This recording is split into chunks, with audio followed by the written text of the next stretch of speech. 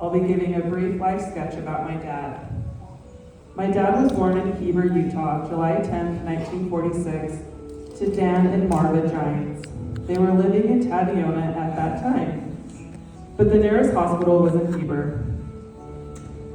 They soon after moved to American Fork, then Lehigh, where his dad worked as a steelworker.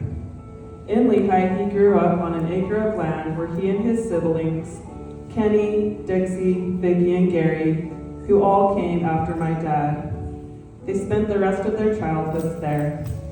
My dad was an energetic, adventurous, independent, and curious boy from the day he was born. Even leaving the house alone at age 3, wandering all over Lehigh and American Fork by himself. One particular time being found by the police, asking, "Are you lost? And where is your mother?" And he responded confidently, telling the officer, "I'm not lost, my mother's lost." His first job was working at the old Saratoga Resort, doing odd jobs. When he got to high school, he worked for the Lehigh Floral with Mel and Jess, who treated him like a son.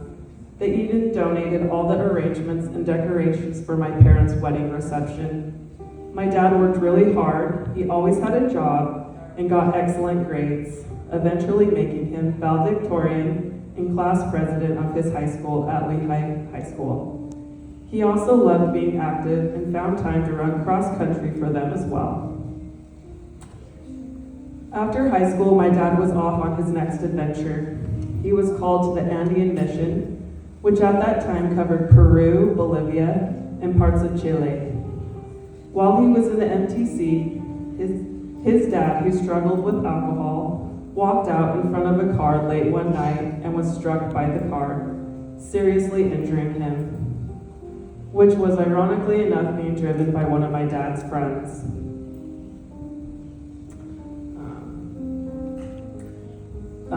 My dad struggled to know what to do. The first presidency was informed and relayed to my dad that everything would be okay at home and to continue with his mission. After his mission, he went to the Utah State, where he graduated in statistics and also joined the Air Force for a brief term. The mission was one of the best things that happened to my dad. His mission president was my mom's uncle, and my parents got together through that connection. He eventually married my mom, Sandy, May 12, 1972, in the Mesa, Arizona temple, where my mom and her family were from.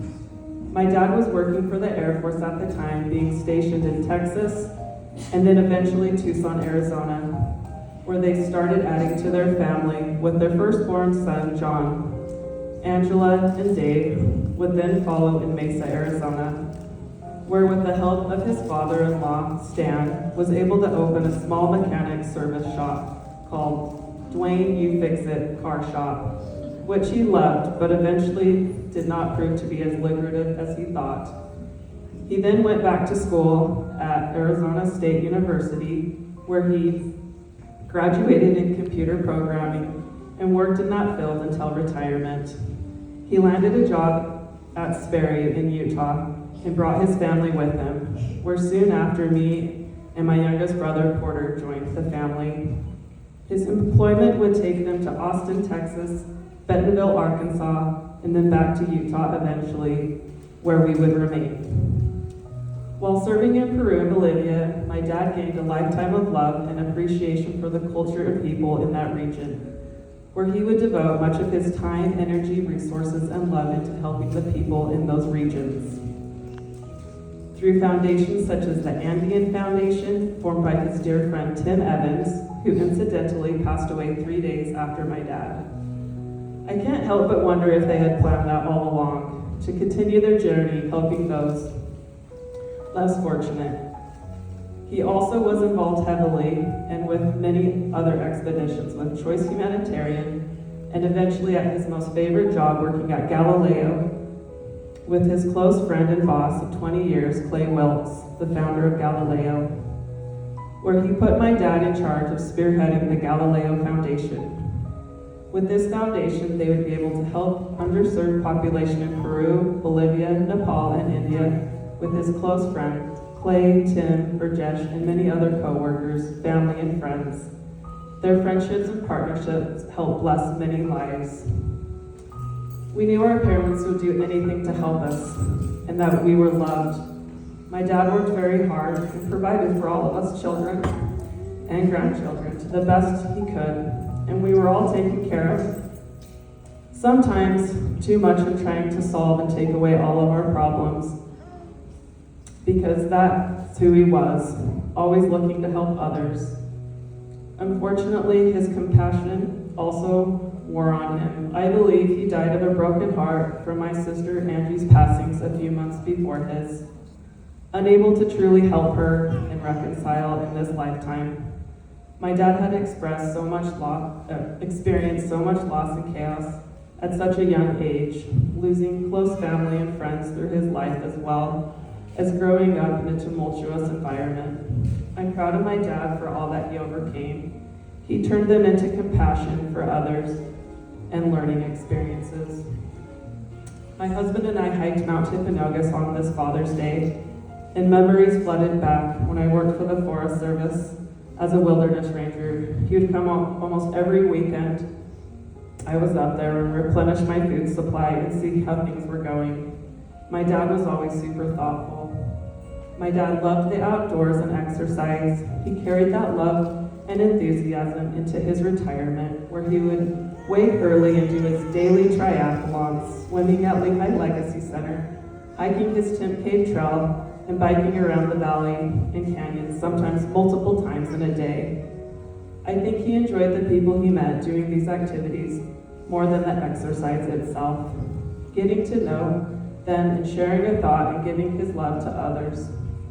Ultimately, he left this earth right where he loved to be, on his favorite trail, surrounded by nature and many of his friends he met along the way. I think he was everyone's friend, even if they didn't know it. We'd like to thank all of you for the sacrifice, time, energy, and contributions that made this possible.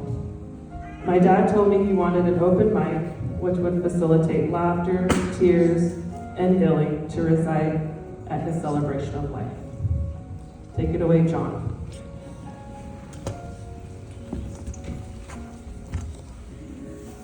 So I'm John, the oldest. I put this together this morning. It's called The Ways of Dad. Bike shorts. My dad loved to ride bikes. Some days he would go on multiple rides. He often would stay in his bike shorts all day. He had one pair that was becoming concerning. He was getting threadbare in all the wrong places. You couldn't just tell my dad to stop wearing something, as that would bother him, and he would feel like you were overstepping. So I remember Christy bought him a few really nice bike shorts, but you had to confiscate the old ones, or he'd just go back to them. So you had to get him a replacement and also find and throw away the old ones without him really noticing. It was almost like being a spy. You had to be really smooth to pull it off. Christy did this for him a few times. The Ways of Dad, Eastern philosophy. He loved to read about the spiritual giants of the world. He also loved to share the quotes he discovered with others. He was almost obsessed with it. I remember we were buying a side-by-side at a dealership, and Dad started quoting Peace Builder to the salesman. I remember the salesman was not interested in being edified at the time. But that was my dad. He would start sharing quotes with others at the drop of a hat. I'm glad he didn't try to give him a bracelet. That would have been more awkward. But the cave trail, he gave out thousands of bracelets and positive thoughts. That was his world, and he loved it. I know he was very much looking forward to another summer of hiking the trail with all his friends and making new ones. The ways of my dad, saving money in unconventional ways. My mom wanted to get AC as us kids were complaining about the heat, as it was too hot in the house. My dad didn't want AC and saw this as a sign of weakness. For years, she lived with a window unit in the bedroom. But finally, after several years of working on him, my mom went out and he put in air conditioning. I remember one time he half joked just putting dirt floors in, as that is what they had in Peru, and that was fine. My dad would have been happy living in a house with dirt floors. He loved to live as simply as possible. I remember waking up one day and going to watch TV, and the TV was gone. I asked, where'd the TV go? Someone said, Dad took it last night and it's gone. He said we were wasting too much time watching it, and we should be doing more productive things. So we sometimes went a year or so without TV. Then we'd want to watch the NBA Finals or something, and he would just go buy another one.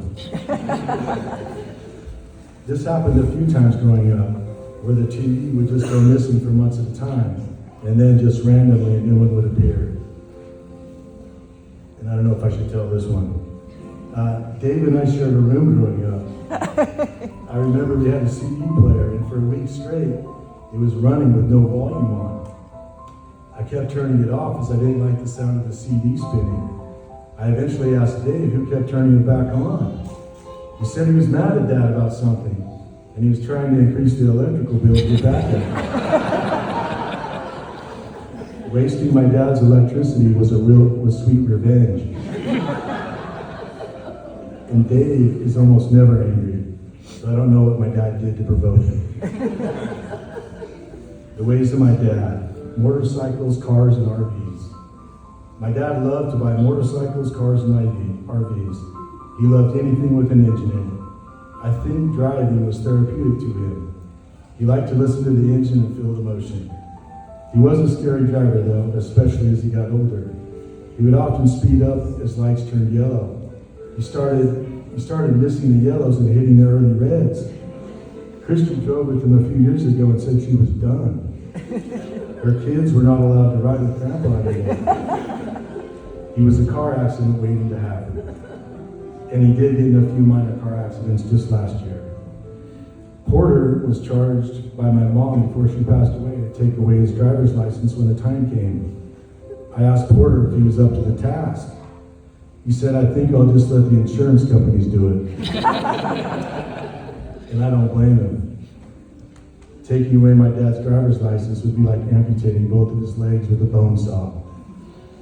I think what I'll miss most about my dad is his phone calls and texts, telling me he was on his way down to my house for a haircut. I was his barber for the last 10 to 15 years. I got the job when my mom, who used to cut his hair, forgot to put the guard back on the clippers. She took a long stroke and shaved a chunk out of the back of his head. I remember my dad didn't seem to care.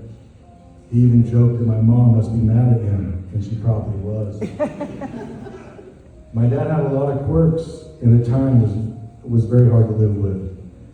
But he loved helping people, and he had a positive impact on all those he came in contact with. He lived a full life with many great adventures and great people around him. He was one of a kind, and you won't find another Duane Giants.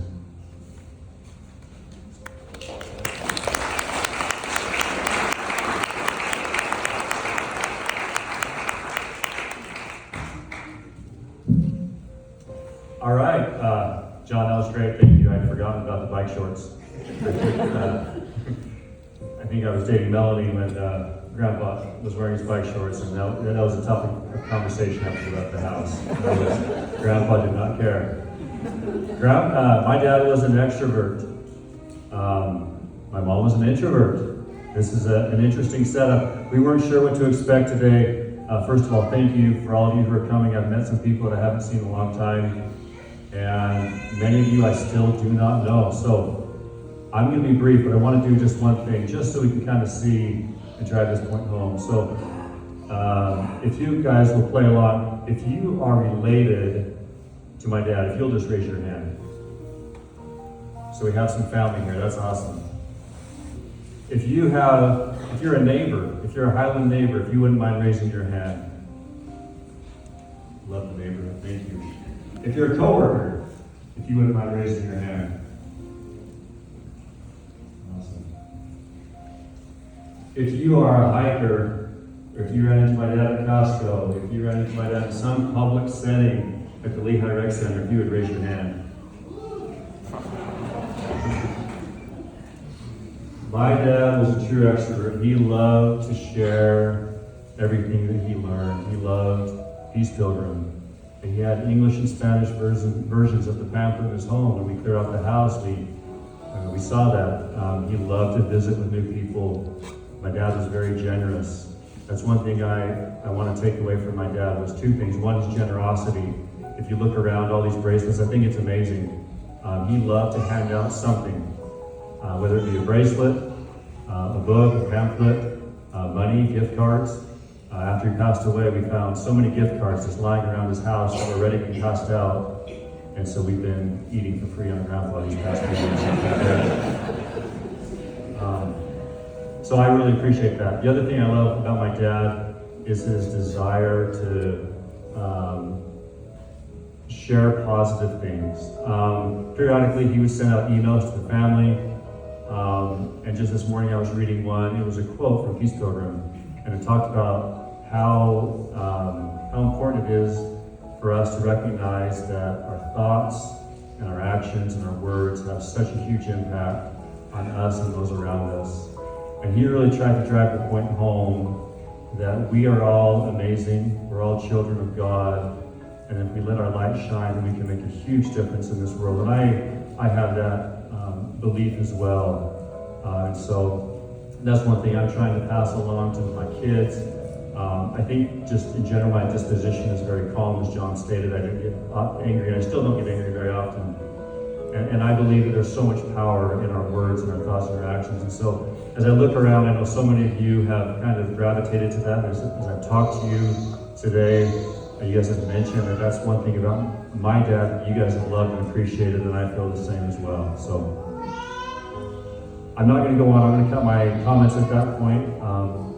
I just want to say how grateful I am to be part of the Duane and Sandy Giants family, and what a blessing that's been to me and my family in my life. And thank you all for your support. So at this point, what we want to do is we want to turn the time over to you all. We would like to leave some time at the end for socializing meetings. So it's 3:30, we got a late start. If we could end before 4:30, maybe 4:15, we'll see how anxious you guys are to share some of your thoughts and stories. We're excited to hear from you. So please do come up and share. But also just be mindful of the time so that we can hear from as many of you as possible. So thank you, the time's yours.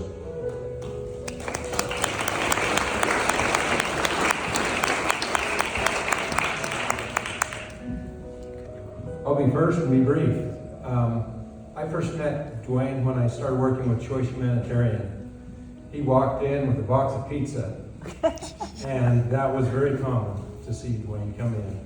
He knew how hard it was to day in and day out try and help these people on limited funds. And he knew that we needed support, and he supported us. And he always came with a bracelet or a keychain and great inspirational stories. I was just talking on the phone to my fellow co-worker at the time, Keith Ellis, who was in Las Vegas, not able to come.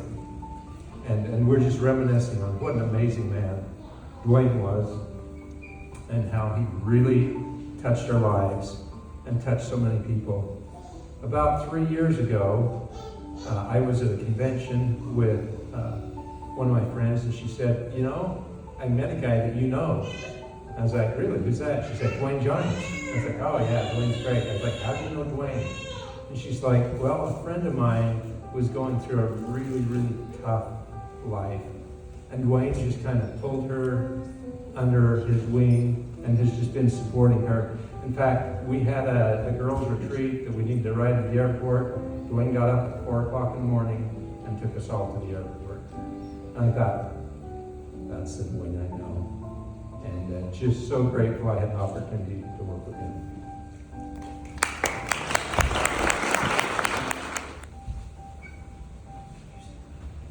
Hi everyone, my name's Mindy Beck. It's so fun to look out and see so many familiar faces. It is an honor to stand here before you today and express my gratitude for the life of Duane. Duane came into my life about 5 years ago. We met on the 10th Cave Trail, like so many people here today. I was immediately drawn to him because of his kind disposition, his daily words of encouragement, and of course, his bracelets. There was something special about Duane. Whenever I saw him on the trail, I would pick up my pace and make my way to him.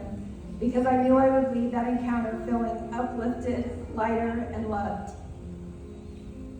Duane had a remarkable gift. He made everyone feel seen, valued, and important. No matter who you were, when you were with Duane, you felt like you mattered.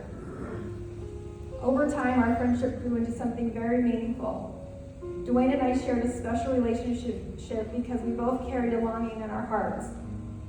He experienced the heartache of having a daughter who struggled with mental illness, and I carried a longing for a parent figure in my life. In a beautiful and unexpected way, we filled those empty spaces for each other. What a gift that was to me, and I know it was a gift to him as well. I was also fortunate enough to meet his sweet wife, Sandy, before she passed away in 2022. It was easy to see the love they shared for their wonderful family, and how Sandy helped form Duane into the special man that we all know. I will also be grateful to Sandy and Duane and his family for sharing him with me. Some of my favorite memories with Duane began after we read the book, Love Does, by Bob Goff. This book changed both of our lives.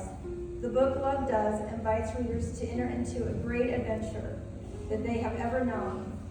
Their life as it was meant to be lived in Technicolor. Truthfully, Duane already had a pretty good handle on what Bob Goff was trying to teach. He was already living it, but now we had new terminology for our adventures together. So we called them whimsical capers. Every week we would look forward to our next whimsical caper, no matter how big or small. What made them magical wasn't the destination, it was the perspective. Duane had a gift for noticing God's hand everywhere. During our keepers, we would marvel at our families, the beautiful mountains, our healthy bodies, and the privilege of living in such a beautiful place. And we would figure out ways that we could make other people's lives better. Sometimes our whimsical capers were simple. Duane would come to my house regularly for lunch. We would walk my dog Chewy around the neighborhood and come back and read a few pages from some of his favorite teachers, which included Gandhi, Ishram, Heschel, Meister Eckhart, George Ritchie, and Peace Pilgrim. These afternoons were simple, but they were sacred to me. One of my favorite whimsical capers was when my husband and I were able to travel with Duane and some of his family to Peru. There we saw firsthand some of the places people whose lives had been changed through his humanitarian work. It was inspiring to witness the impact he had made through years of quietly serving others. It confirmed what I already knew. Duane was an extraordinary man. And that's an understatement. Duane taught me many things, but there are two simple truths that I will carry with me for the rest of my life. First is, let your beloveds know that you love them, and try to do it on a daily basis, and why you love them. Second is one of Duane's favorite sayings, love is the answer.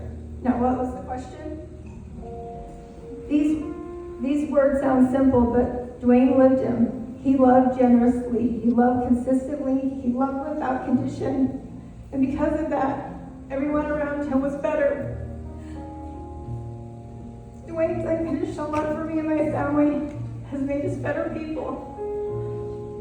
His ability to love me like a father figure filled a place in my heart that I didn't realize could be filled. I will forever be grateful for every conversation, every whimsical caper, every lesson, every laugh, every expression of love. Thank you, Duane, for showing us how to live in Technicolor, how to seek the good, how to cherish our beloveds, and how to choose love over and over again. You will be deeply missed, lovingly remembered, and forever cherished.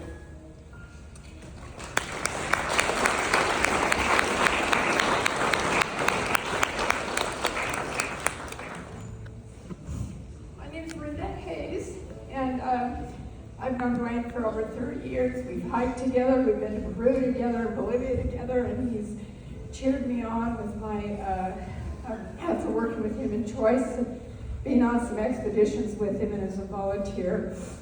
He cheered me on as I went on to begin an organization in Kenya that was a spinoff, having been originally with Choice.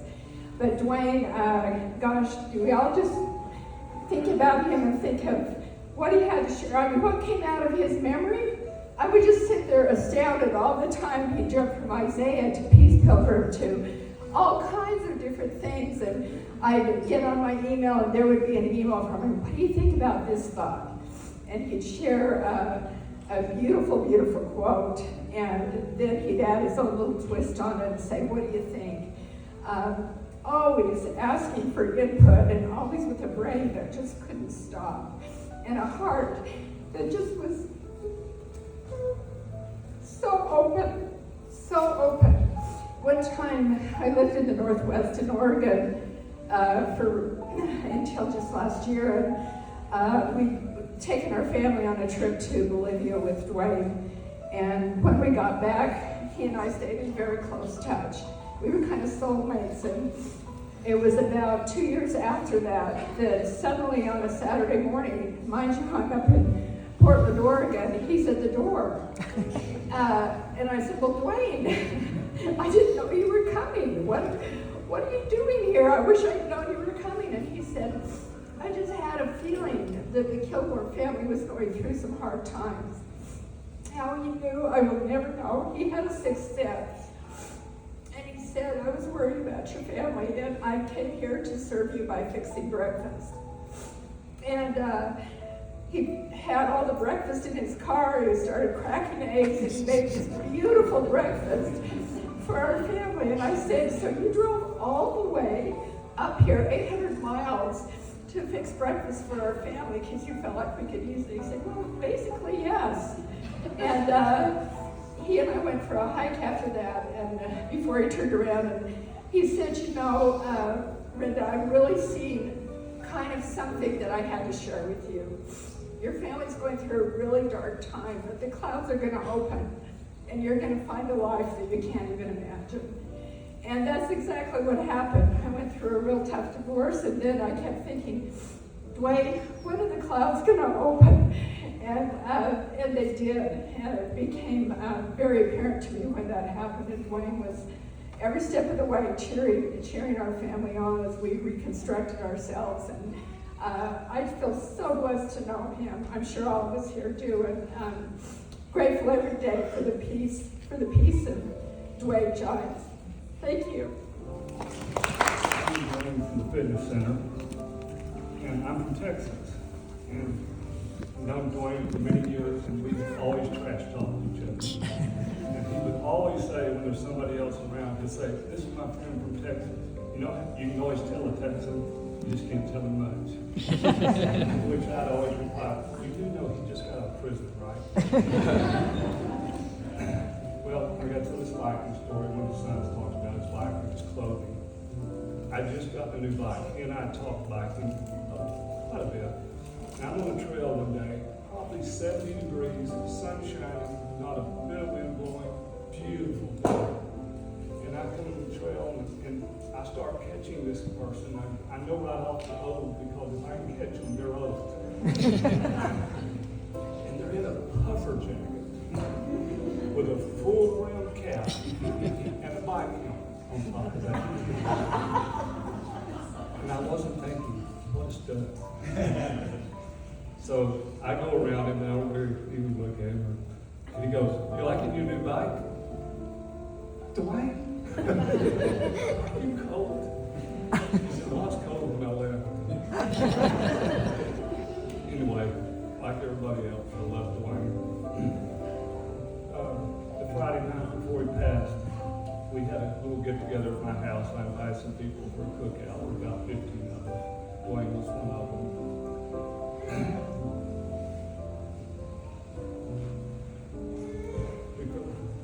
Very blessed.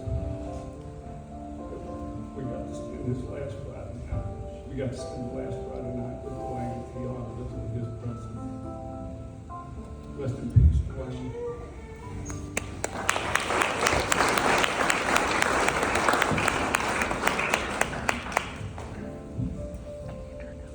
I had the massive privilege of working with Duane at Galileo with many other fantastic people.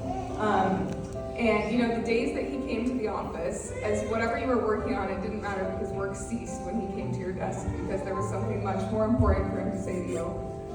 But the most fantastic time that I had with him, like many of you, was going to Peru. And at the time, my husband and I were a young couple, and there was one other couple that didn't have kids, and he told us all, I have a special experience for you. You're gonna stay in a hotel with 1,000,000 stars, so pack your bags tomorrow night. You're going to a different hotel, and I'm gonna drop you off there. And we get up to this rural village, and he takes us to this building that, calling it a building is kind of kind, because it just was this structure, and he said, this is where you're sleeping tonight. I hope you guys have fun. And we said, are you coming with us? And he said, no, I'm going back to the hotel, but you guys enjoy it. And it was such a special time because we really just slept under 1,000,000 stars. And he came and visited me a couple months ago, and we talked about a lot of things, but one of them was I asked him, did the hotel ever get finished? And he said, no, you're forever the only guests that would stay at the hotel of 1,000,000 stars. But I feel grateful that over the last 10 years we've stayed in contact, and he's become just a huge advisor, and given my husband and I a lot of unique outlooks in life. He always was a friend to all, and he looked past any barriers that people had. So we love you, Duane, forever.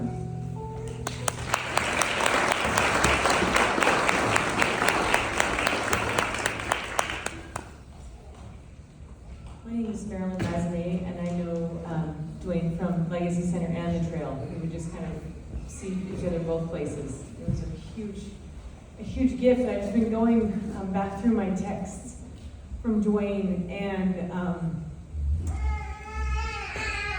he had a way with words, of course, and he had a way of just being love, just embodying it. And he shared these words with me, but I'm sharing it for each one of you because I'm not unique in that of how he felt about me, and he's how he feels about you. And this is what he says to you. You are a total delight. I don't know any other way to describe you. You are going to continue to grow into the majestic person that you already are, but I know there's still some more growing on your path. When you get back, let's have a big catch-up visit. Love you, Duane. I know when we get back, get to do that. I've been so excited this day because I know he's here, and I've missed him. And I want him to be around him. So grateful for him. What a life well lived. So committed to love. He's brought me so much light, so much love. So grateful. I love you, Duane.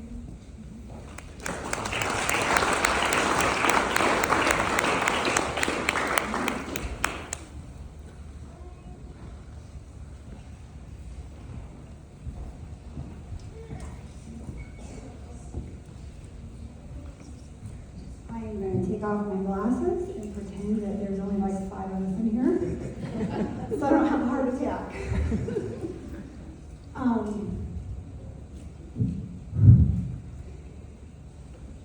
Sometimes you don't know what you need until it's right in front of you. And Duane was like that for me. I started hiking the trail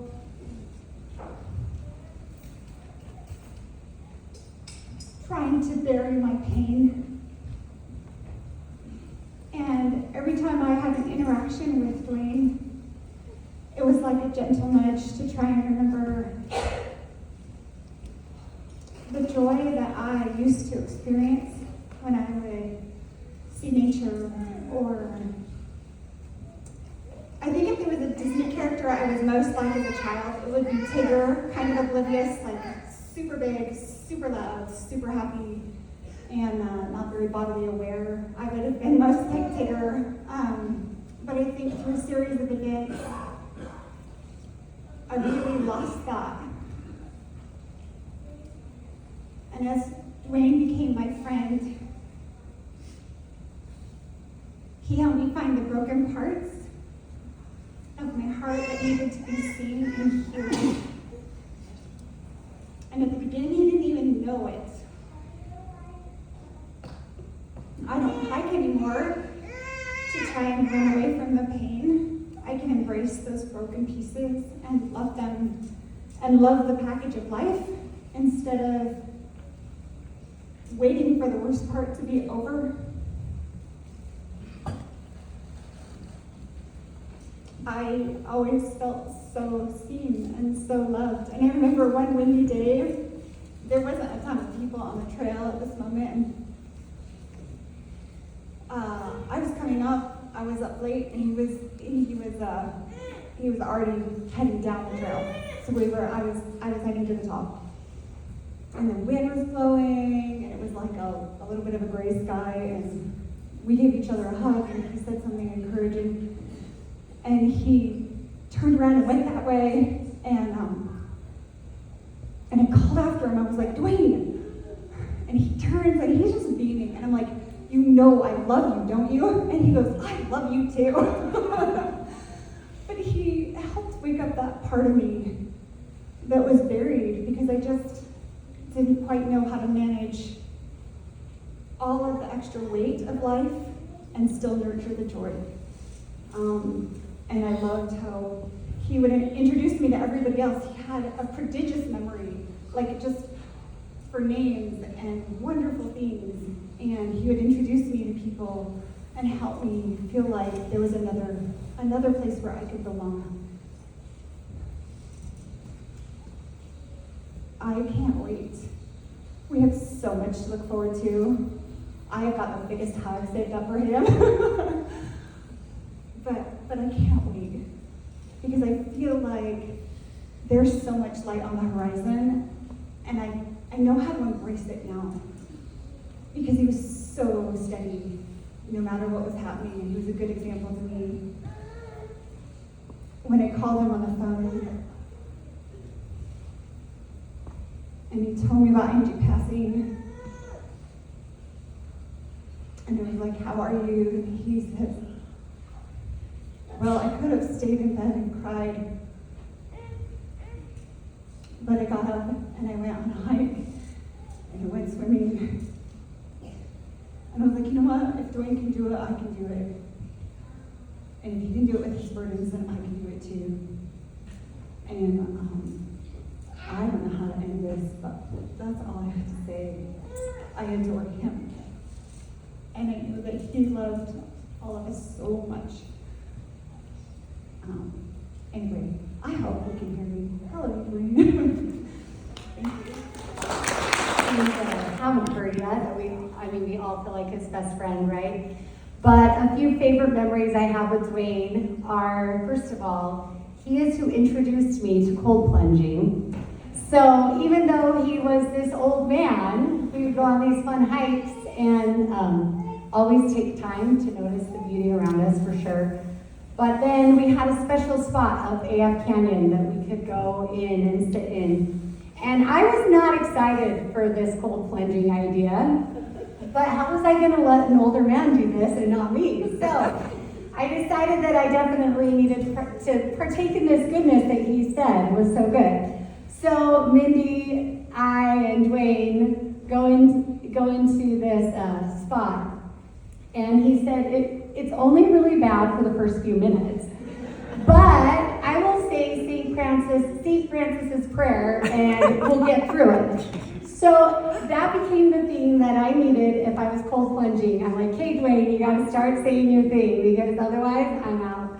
And then he was right. After about 2 minutes, you were frozen, and then you could stay in longer. And we would time it, and we got up there. I think there were some like 20-minute cold plunges that we partook in. So that's a little bit of a different story. Also, something that I'll always treasure is I'm a dance teacher in Lehigh at the middle school, and he would hear stories about my students all the time. And there was a year where there were a lot of kids struggling, and so he took time to make bracelets for all of my students.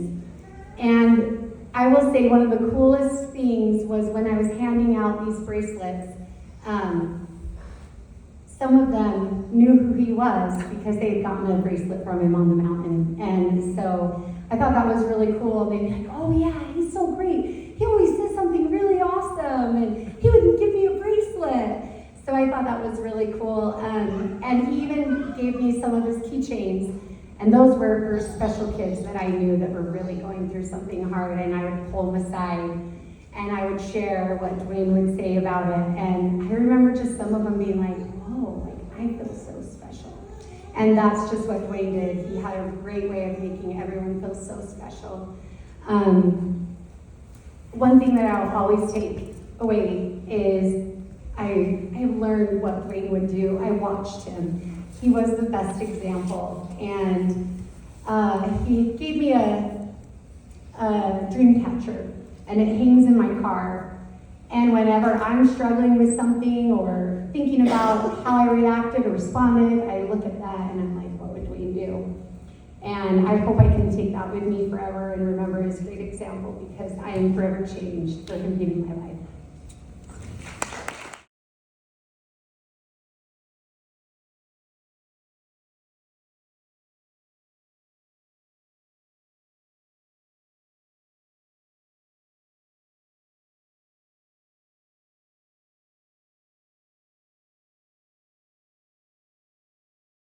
I'm Verna Hollingshead. Verna Joanne Hollingshead. I didn't grow up with Duane, but I was very close with Duane's family. His sister Vicki and Dixie were all best friends. Grew up looking at and admiring your mom and dad so much. They were a pillar of strength. And your grandparents depended immensely on Duane and his wisdom, and what a good man he is, and always has been. He was loved greatly by his family and respected by many people. They were always busy looking out for other people and being of service to other people. Had a great sense of humor, great man of impeccable integrity. I personally appreciated and loved how Duane and Sandy both always brought us back to Jesus Christ, the things that really matter. Thank you.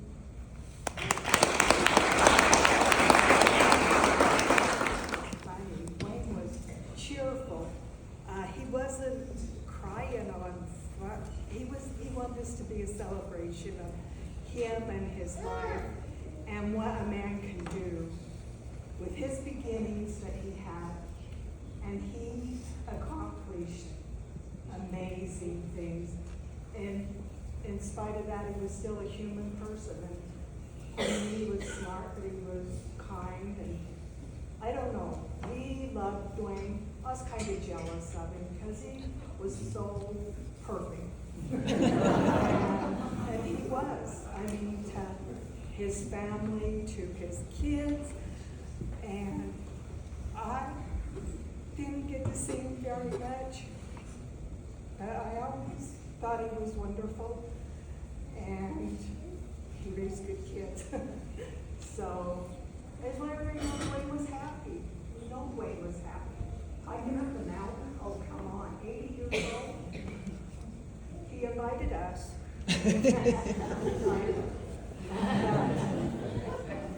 kids are, and my grandkids are managed to do it in the morning with Duane's kids. So, I'm not inviting people, but that's where we'll be first thing in the morning. Anybody who wants to come. I can do anything I want. So that's, I don't know, that's what I want to say. Duane was happy. Smile. I mean, all these wonderful people, you love him. He was so lucky. That's all I want to say. I thought I was Duane's best friend. I was jealous. Was it Vicki? I'm going to tell a story, and if I tell it wrong, if I lie, tell me, will you? I grew up in the same neighborhood as Duane, and I always thought he was a kid. In fact, I call him a kid. How can you get to be 80 years old and still be called a kid? Hang out with somebody who's 86. You're still a kid. But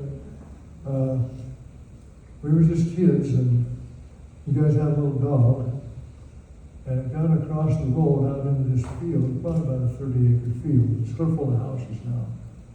But there was a fellow who lived down the street a little ways. He didn't like dogs on his property. And he came out and he shot that dog. So I'm telling the truth, right? They didn't kill it. They just shot it and it took his jaw. It had this, the part that goes up and down. Shot it off. And so the dog ran home and the kids were all bawling and crying and carrying on. And Duane's dad, Dan, he went down the road and asked the guy to come out of his house. We seen him go in the house, but his wife says he's not in the house. And Dan knew he was in the house. And Dan was a little bit purple. And anyway, so let's fast forward probably 75 years, something like that, maybe 70 years, I don't know, just foggy to go back that far. But last time that I talked to Duane, we talked about that. You know what Duane had to say about the fellow who shot your dog? Nothing bad. He said, it's a good thing he didn't come out of the house. And that was Duane. I never heard him say anything bad about anybody. And I thought he was my best friend.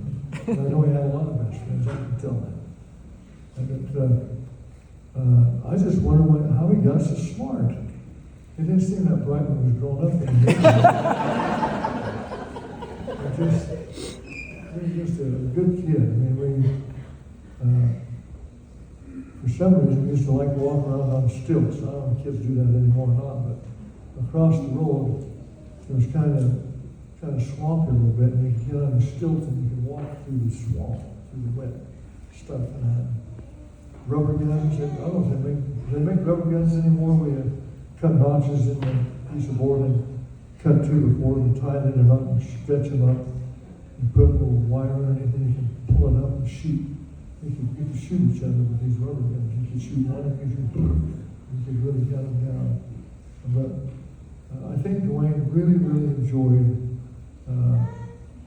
his childhood. And I'm really glad to think that I had something to do with him turn out such a good guy.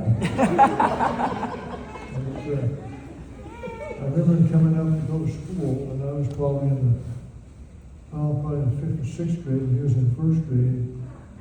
And here I'm an old man, and I'm still impressed with what a cute little bugger he was. He was just a cute kid. I mean, it was just, and Marvin, that's your mom's name, right, Marvin? She would fix him up. I mean, he was a little Lord Fauntleroy. I mean, he was cute. His hair combs so cute, looks nice. I've always thought what a nice kid Duane was. And then for some reason, I was involved a little bit with building a legacy center in Lehigh, and Duane thought that was a good idea. But there was a lot of other people who didn't think it was a very good idea. Because it takes the tax money to go build the buildings, and people get mad when you tax them to do it with something else. But Duane lived in Highland, so he was happy. But he always thought that the Legacy Center was a good idea. And that's where we got kind of connected up again, so we both kind of go about life, you know, how it happens. And for some reason, he started to run to my home. And I don't know what would trigger it, but every few months, whatever, there'd be a little knock at the door, and be Duane. And it was always such a joy to welcome him in, because we used to go talk about old times, and future times, and present times, any times.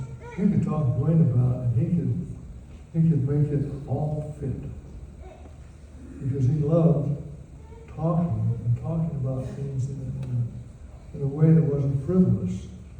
It was serious. I mean, you could hang something on him that was you thought was a pretty deep thought, and he would take that and then he would quote you things. I don't know where he got this stuff from. He could quote stuff, but he could just go on and on and on. How do you do that? But it was was a joy to know Duane Giants. Somebody said, I hope he's here. I hope he's here too. Because that's why I got up here, because I want to tell you, Duane, I love you. I still love you. And I'm grateful for the influence that Duane had on my life, and the influence that he talks to me like I was smart.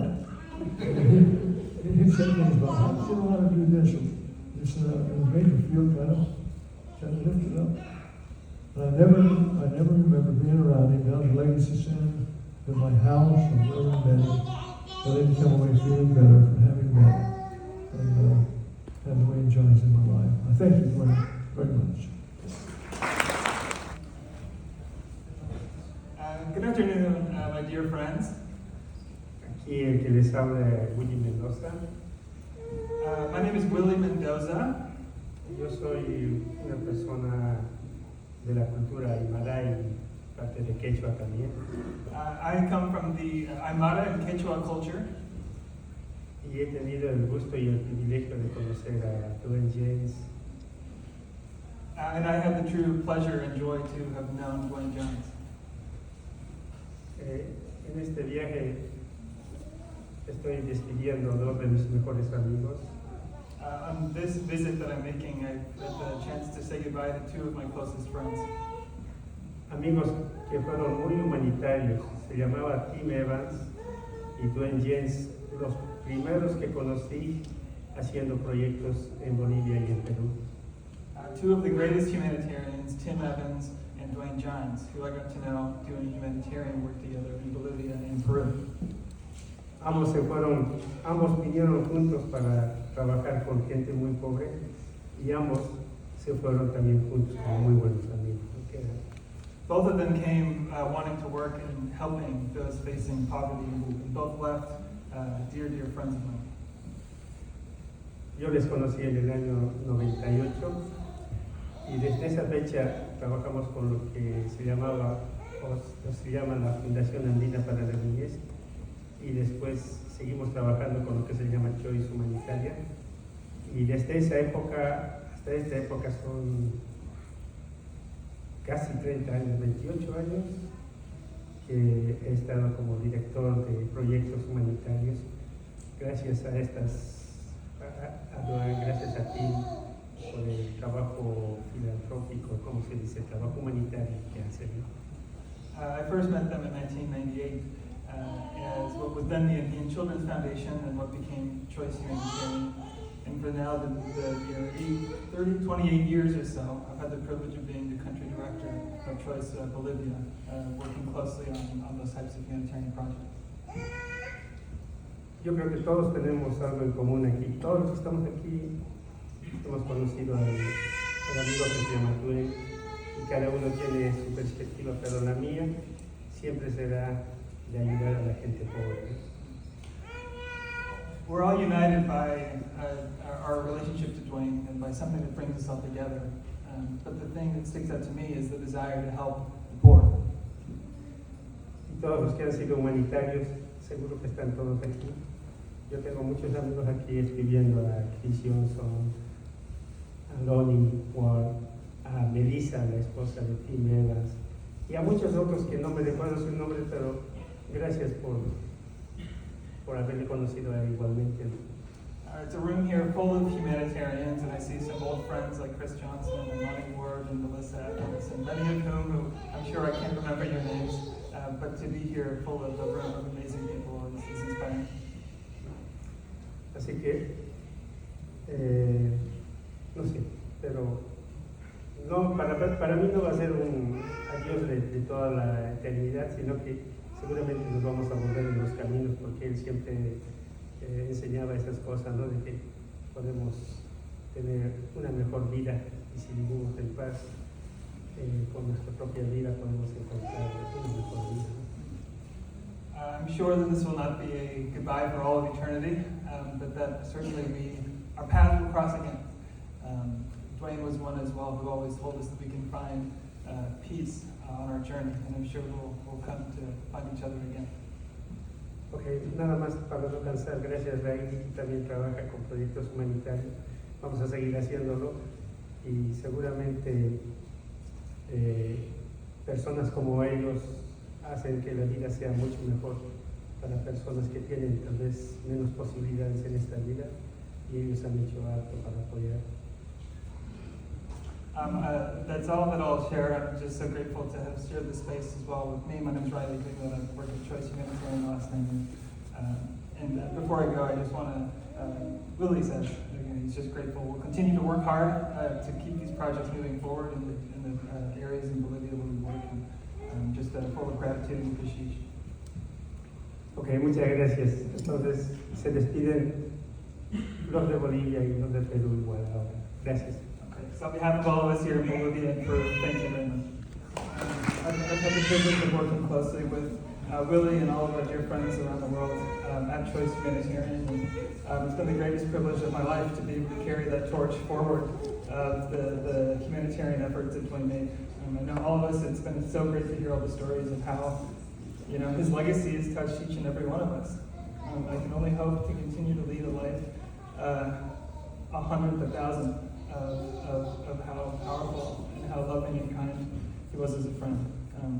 So on behalf of the whole Choice Humanitarian family, his family around the world, we just really express our deepest gratitude and appreciation for all of you.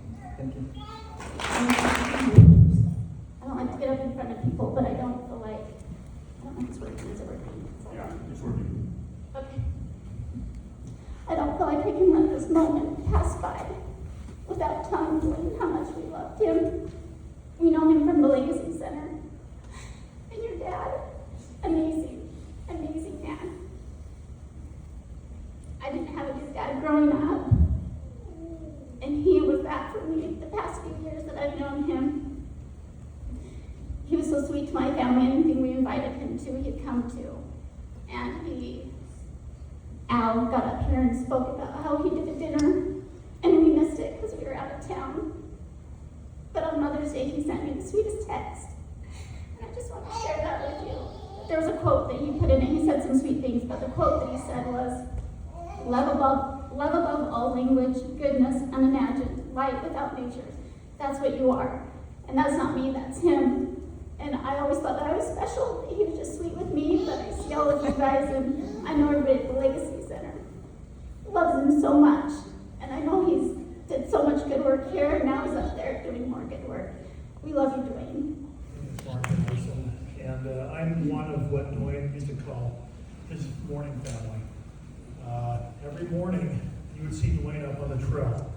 And I have to tell you how I met Duane. About 10 years ago, we moved to Highland. And I was just coming off of a knee replacement. And I decided, this would be a good therapy, walking up the Technologist Cave Trail. And so I started doing that. The very first day, this man interrupts me as I'm walking up the trail, and he says, "Hi, my name is Duane. What's your name?" And I said, "My name is Mark." He said, "Mark, what is your sustaining purpose?" I thought that was kind of odd. and that became a 10-year journey of learning how to think. Because Duane, if there was one thing we could say about Duane, is that he taught you how to think. He taught you how to understand what was going on around you. I knew Duane not just for his ability to memorize incredible quotes. My grandson, when he first met Duane, and since then has always called Duane, when he sees him, the smart man on the mountain. And Duane was a smart man on the mountain. He was also a wise man on the mountain, and a wise man to many of us as well. One time we were walking up the trail, and I had a unique relationship with Duane. He would stop and he would always share his thought of the day. And after that, I'd walk up with him, and those were my meandering days. It would take usually, if I wasn't talking to anybody, it would take about an hour to get up and back down the trail again. But whenever I walked with Duane, it was always a 2.5-hour venture. Because he stopped, he talked. And then as we would go on, we would talk about things rather important. One day we could see the parking lot from where we stopped for a moment. And he looked down at cars going along the street, going down the canyon. And he said, "Mark, have you ever wondered?" He said, "When you're on the right side of the road and a car goes down the road, the wheels are going clockwise. But if you're on the left side of the road, if you look at the same car going down, the wheels are going counterclockwise. He said, have you ever wondered why? I said, no, Duane, I never have. But that was the kind of man Duane was. He was one that always instilled curiosity in those that he knew. Last year, Duane brought to the trail one day a piece of paper, and it had about 50 different versions of scripture or sayings from different ethnic, different religions on the golden rule. You know what the golden rule is, right? Do unto others as they would have you do unto you. And we talked about that all summer long. We talked about what it means to do good unto others. And it brought me full circle back to that first question that he asked me. Mark, what is your sustaining purpose? And it made me reflect and recognize that we all are inherently good. And it took someone like Duane to remind us how inherently good we can be, and that just one ripple can make a difference in the lives of so many others. I'm grateful that I had an opportunity to know Duane in this life. I'm grateful for the morning friends and the morning family that I have, that are many of you who are here today. I'll just leave with one thought. One of the quotes that Duane used to share was a quote called the exhortation of the donkey. So in my best Duaneism, I'll share that with you. He said, look to this day for it is life, the very life of life. In its brief course lie all the verities and realities of your existence, the splendor of beauty, the elegance of growth, and the glory of nature. For yesterday is but a dream, and tomorrow is only a vision. But every will of yesterday makes every today a dream of happiness, and every tomorrow a vision of hope. Thank you, Duane, and thank you for all of you who I've met as a product of Duane's goodness, and grateful for the family that, as you put this on, allowing us to come and to remember a good friend.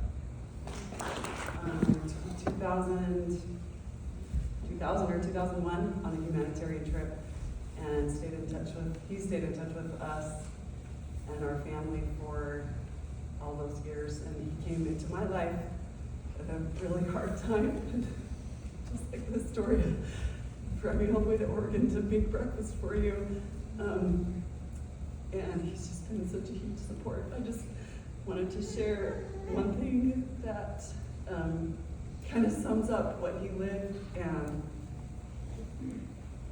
said and the way he did. You can hear this. Anything you do out of love has a spiritual component to it. And you can clean the house out of love, you can fix a meal out of love, all of those things. That's the only difference between mundane and spiritual. Is one is love-based and the other one is duty-based. Yeah. It's true. I didn't make that up. I read that.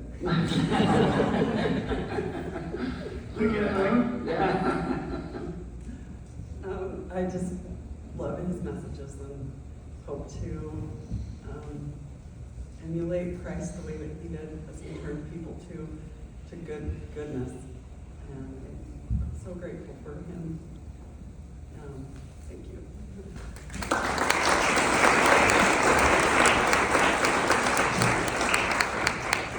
Hello, my name is Duane. Duane Gines and I met each other in Bolivia, Peru on our missions, the Church of Jesus Christ of Latter-day Saints. He was assistant to the president. And he wrote me these letters saying, Duane, you're working way too hard. There's nobody on the mission that's working so hard. And later I was able to work with President Gibson. Duane and I have had parallel lives. Not only share our family, but I now live with my wife Chris in Fruitland, Utah, there in Uinta Mesa, right next to the Big G store, which stands for Giants, Giles. And he and I got, in 1987, I was down trying to find a person who had lost her life and had left the church somewhat. And he and I were coming home from Machu Picchu to Cusco. And he said, "Well, I've got something I want to share with you." And I said, "Okay." He said, "I'm going to take a different approach than you." He says, "I know you pay your tithing, you keep all the covenants." He said, "I'm going to spend my life spending my money in helping individuals." And that's what he's done. He spent his life with the Inca people. Our parallel lives went along the same way. Only I was dealing with Uzbekistan, Muslims, Native Americans here in the U.S. He was spending his time in Inca country.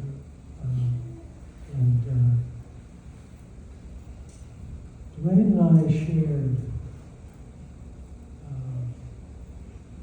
we didn't talk about how much we loved each other, but we talked about things that were very, very deep. And one of the things that I cherished about him was that he really honestly, genuinely felt other people were his equals. He was valedictorian, he stood by the president. In my school, I was the same. And we had these parallel lives. I had gone through tremendous family problems. My mother left me when I was 8 years old. I never saw her again until I was 18. And was shipped around to different places. And Duane would come up on his motorcycle to our farm in Fruitland at least 2 or 3 times a year, bringing us pizza. Okay? And other things that he had made. But we would sit down and chat about what's really, really important.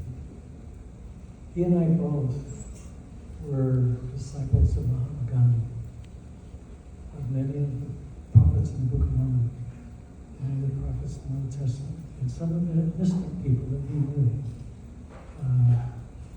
I had an experience with getting some things done with the church with Mahatma Gandhi, and President Benson himself took care of that.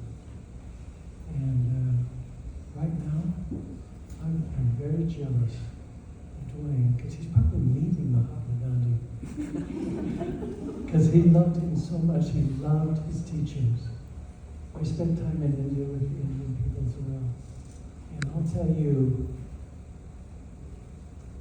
I have lots of friends. Duane Giles was a friend that I could always trust, no matter what. And that to me is the center of love. When you really can trust somebody with your deepest, deepest emotions and thoughts and spiritual experiences. I had the Lord tell me one time, all my children have my full capacity. Every single spiritual person. And the one person that I knew understood what I had learned was Duane Giles. Because he really, honestly believed that. Thank you. I'm Jay and Minnie's daughter.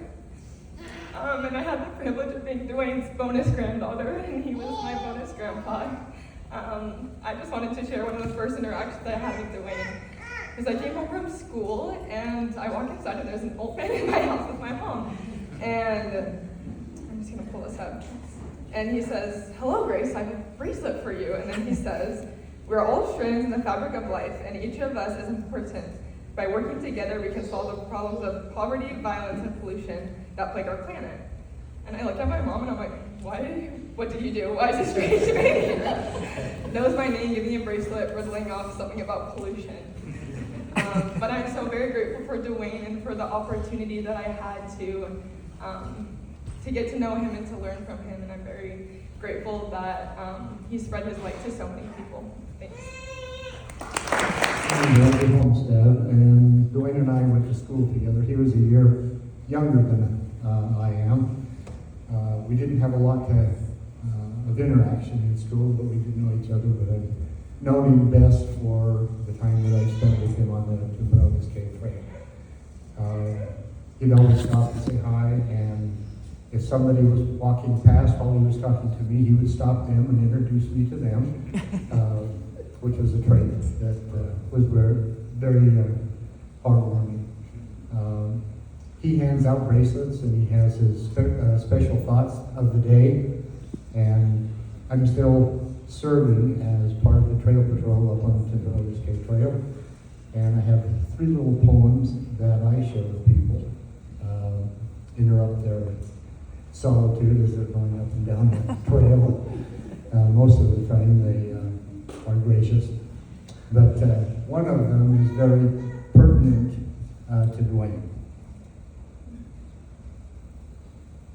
It says, one ship sailed east, another west, with the self-same winds that blow.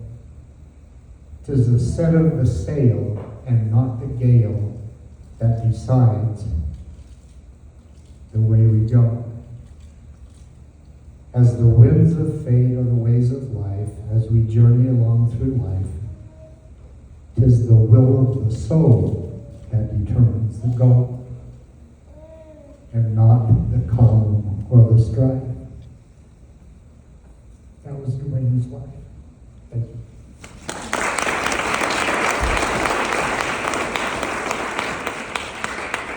It's hard to get some time up here. I'll make this brief as well. Just couldn't let the opportunity go by.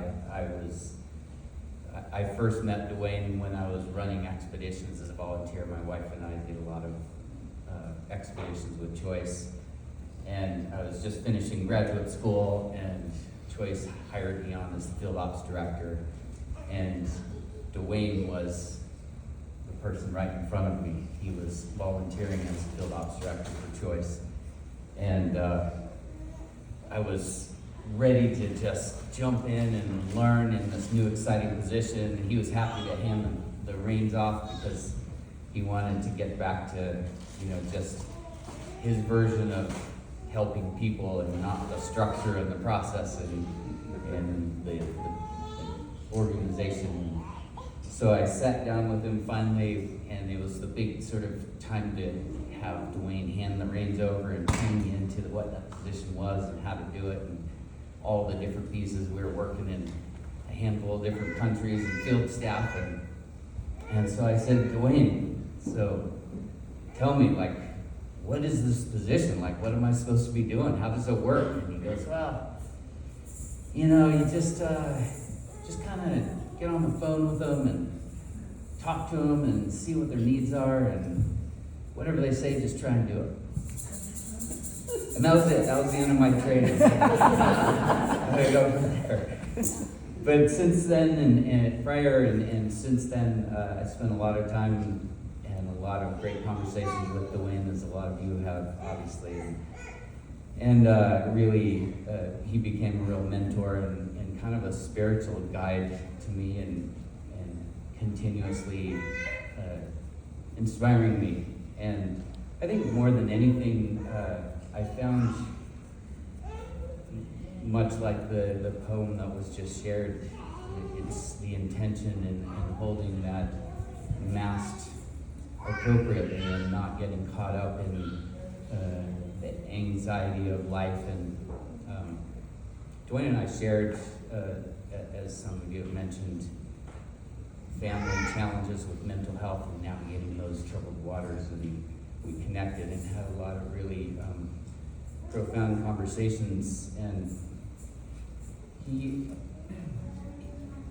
it was an interesting experience in seeing him express these words of wisdom, and really taking the time and the incredible memory of and the time to sort of memorize these sayings and really live to those principles, and really understood how much the journey, he kept reminding me it's about the journey, it's not about the destination, and how are you showing up every day, and trying again every day to keep that mast in the position to get where you want to go.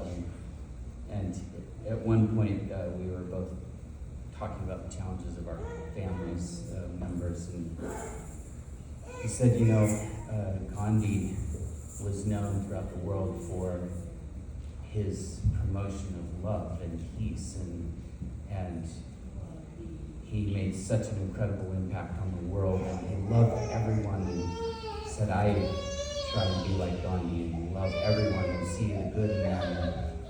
And he said, very few people really know that Gandhi's greatest challenge in his life was his relationships with his family. He had very broken relationships with his family, and he really struggled with those. He said they're the hardest of all. In your life, your greatest challenges are the most close relationships you have. And so focus there. And both of us shared that in the challenge. And Duane was human, and today I love to hear so much of the beautiful spirit and what I got to experience with Duane, but I also got to experience that sort of real human, what it means to be human, and how much he struggled and showed up every day. And Duane is leaving behind a legacy that I hope I can leave behind, of being known for the beauty and the love that he spread every day in his world. And I just want to acknowledge and send thanks and love to Duane for that. On Andean Children's Foundation expedition to Bolivia, clear back in 1984. And loved him, admired him, was with him. And I know the time's up. And he connected with me not only through Andean Children's Foundation, but also through his spiritual teacher, Eknath Ishram. And I would like us to just end with a prayer. It's 4:30. I'm sure you'll continue after this, but those who are planning on leaving, 4:30. So someone mentioned the prayer of St. Francis, and Eknath Ishram begins his teaching of meditation by memorizing this prayer. And I will say it, I will kind of adjust it so it's for all of us, but you can look it up. It's a beautiful prayer, and it will promote in your life the things that dear Duane wanted us to have. So I'll just leave with you. Lord, make us an instrument of thy peace. Where there is hatred, let us sow love. Where there's injury, pardon. Where there's doubt, faith. Where there's despair, hope. Where there's darkness, light. Where there's sadness, joy. Oh, divine Master, grant that we might not so much seek to be consoled as to console, to be understood as to understand,